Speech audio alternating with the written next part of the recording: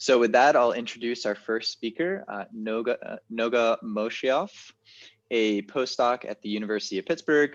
She'll be presenting her work looking at the properties of population activity in artificial neural networks, titled Chaotic Dynamics in a Spatially Distributed Network Generate Population-Wide Shared Variability.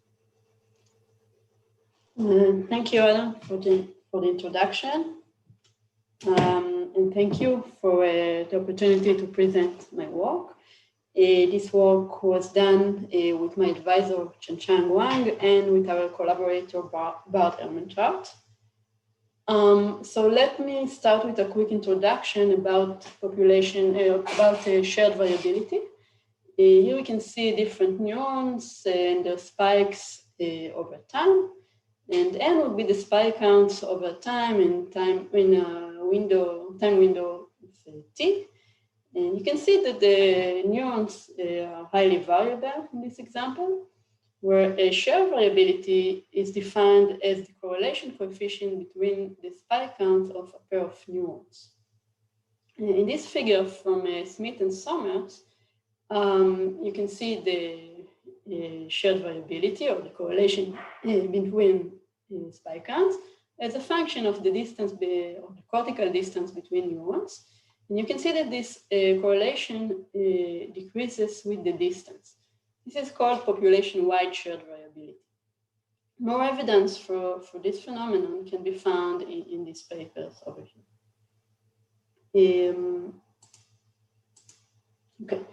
It was previously shown by Huang et al. That spatiotemporal dynamics in spiky neural networks generate population-wide shared variability. And this is a figure from the paper where the correlation as a function of the distance between neurons is wide. We noticed that the covariance between spike counts is equal to the covariance of the firing rates, at least for Poisson neurons. So if this is true, so a rate model might exhibit shared variability as well. Our hypothesis is indeed that shared variability might be explained by the firing rate dynamics without any noise. In order to show this, we're going to analyze a model of two populations, excitatory E and inhibitory I, each distributed on a two-dimensional sheet with periodic boundary conditions. Each has its own time scale, tau E and tau I, and the connectivity is spatial with two different spatial scales, sigma E and sigma I. The dynamics of the E population can be described by minus the rates plus some nonlinear transfer function of the total input, which is the connectivity, G is a Gaussian, convolved with the rates, plus the connectivity of the I population convolved with the I rates, plus some constant input. The I population have a very similar dynamics, and phi is our transfer function. So in this talk, I'm going to keep all the parameters constant, except for two, which are sigma I and tau I. Because of the symmetry of this model, we know that there is a uniform solution, which means that there is a solution where all the neurons in the same population are identical. In order to understand the behavior of the model, we want to compute the stability of such a uniform solution. So first we assume that we have a uniform solution. We assume that there is a uniform solution. There's all rates in the E or I populations are identical. And if this is the case, our model reduced to just two neurons model. There is no space, and we have one excitatory and one inhibitory neurons. And the behavior of such a model is pretty simple. There are two stable solutions. It depends on tau I. For a range of low tau I's, we have a stable fixed point. For a range of higher tau I's, we have a limit cycle, stable limit cycle, which means that the rates oscillate between these two values of R. And we have a small range of taus where both solutions are stable, both fixed point and limit cycle. So now we wish to compute the stability of the uniform solution for the full network and not just for the simplification of two neurons. In order to do so, we first compute the stability of the fixed point. I'm not going to elaborate on the math, but just to explain the main idea. So we linearize our full dynamics around the fixed point. We use in a Fourier transform, and we compute the Jacobian's eigenvalues. If all the eigenvalues smaller than 0, then the fixed point would be stable. By doing so, we obtain a range or a regime of stable fixed point, which is the purple regime here, as a function of psi I in the x-axis and sigma I in the y-axis. Okay, so that's nice, but still it's not enough. Thus, we also want to compute the bulk oscillation stability. Bulk oscillation is a uniform solution where all the neurons in the same population are identical, but can oscillate over time. In order to understand this, I'll show you a movie with small examples. So the x-axis here would be the neuron location, the y-axis is the firing rates, where the blue and red curves are for the E and I populations. And we can see that the neurons are identical to each other in the same population, but oscillates over time. The stability of such a solution can be computed using the method that was presented in Ali Harris and Ehrmantraut 2016. What they do and what we did is to linearize the equations around the limit cycle this time, using a Fourier transform, and compute the eigenvalues of the monodromy matrix this time. More details about this can be found in their paper.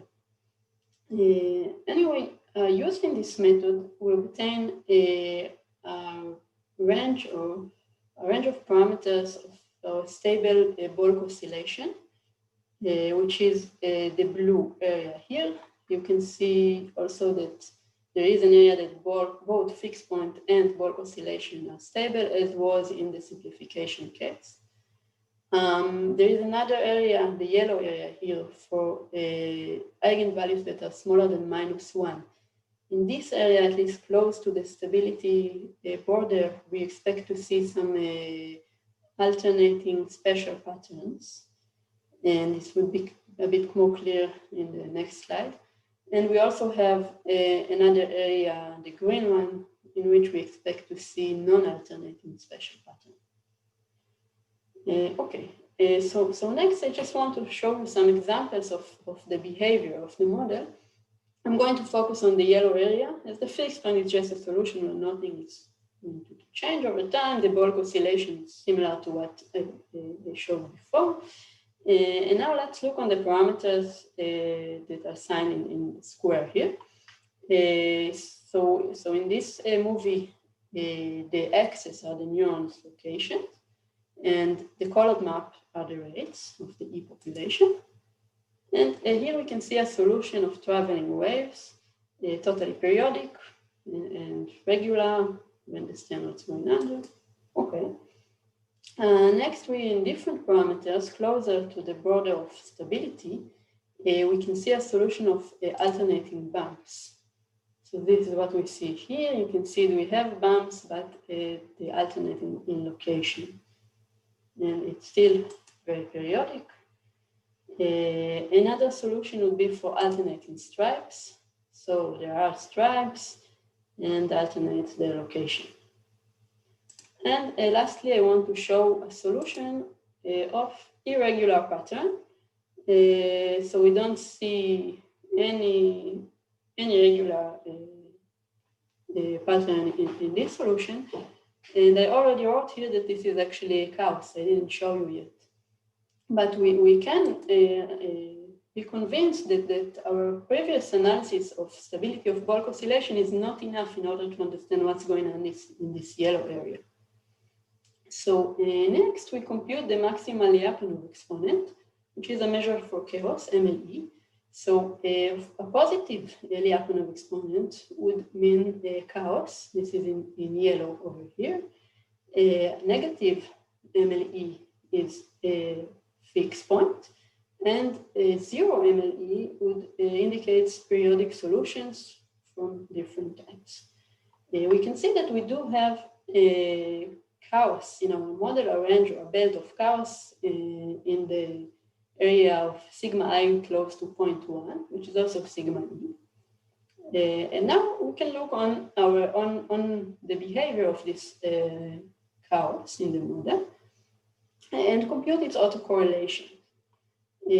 So in the middle figure, I plotted the autocorrelation of the parameters signed in square here. You can see that this autocorrelation is pretty wide. It's almost isotropic.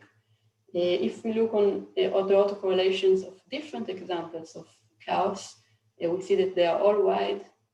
And this might explain a population-wide shared variability as we wish. The next thing I want to talk about is adding noise to the system. So here we use the same model, but driven by noisy input. Each population is now receiving two types of noise. One is correlated in red, which is identical to all of the neurons in the same population, and independent noise in blue, which is differ between each of the neurons in the population. Sigma n would be the standard deviation of the total noise, where C is the correlation factor. So for C equals 1, we have only correlated noise. For C equals 0, we have only independent noise. Let's see the effect of this noise on our system. For small noise and for the parameters of traveling waves, we can see that we can clearly see still traveling waves. However, for the same parameters and the same initial conditions, but for larger noise, larger standard deviation of noise, we don't see any regular pattern. It could be chaotic. In order to be sure what's going on there, we compute the MLE, and we see in the left one, the map of MLE without any noise, that we already saw before. If we add some noise in the middle, the range of chaos extends a bit. And if we add more noise, the chaotic regime is much larger. Even larger noise would just give us a yellow map in all of the parameters.